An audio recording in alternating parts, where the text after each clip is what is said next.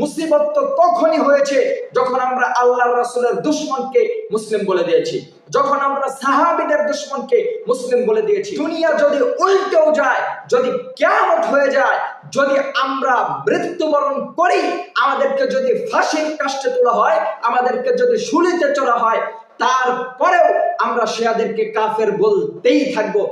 যদি আজকে শিয়াদেরকে কাফের বলার কারণে আমাকে তাকফিরি বলা হয়, যদি আজকে শিয়াদেরকে কাফের বলার কারণে, শিয়াদেরকে আল্লাহর দুশমন বলার কারণে, আল্লাহর রাসূলের দুশমন বলার কারণে, সাহাবীদের দুশমন বলার কারণে আমাকে তাকফিরি বলা হয়, যদি আমাকে ইহুদিদের দালাল বলা হয়, যদি আমাকে খ্রিস্টানদের দালাল বলা হয়, তাহলে আমি স্বীকার করি আমি তাকফিরি।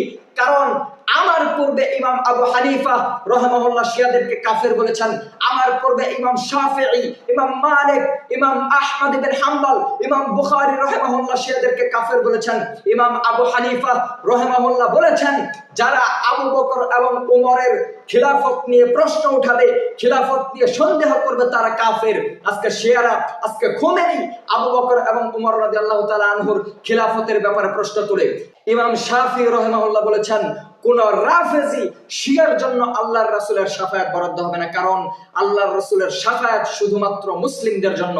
ইমাম মালিক রাহিমাহুল্লাহ বলেছেন, যারা আল্লাহর রাসূলের সাহাবাদেরকে গালি দিবে তাদের সাথে ইসলামের বিন্দু পরিমাণ সম্পর্ক নাই। ইমাম আহমদ রাহিমাহুল্লাহ বলেন, রাফেজি শিয়ারা মুসলিমদের কাতার থেকে বহু আগেই বের হয়ে গেছে, ইসলামের সাথে তাদের কোনো সম্পর্ক নাই।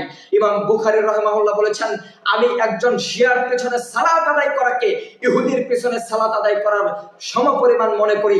আমি একজন শিয়ার পেছনে সালাত আদায় করাকে ইহুদির পেছনে সালাত আদায় করার সমপরিমাণ মনে করি। সুতরাং আমরা মৃত্যুর আগ পর্যন্ত, আমাদের শরীরে শেষ বিন্দু থাকা পর্যন্ত আল্লাহর রাসূলের দুশমনদেরকে, আল্লাহর রাসূলের সাহাবাদের দুশমনদেরকে, আল্লাহর রাসূলের স্ত্রীদের দুশমনদেরকে কাফের বলতেই থাকবো।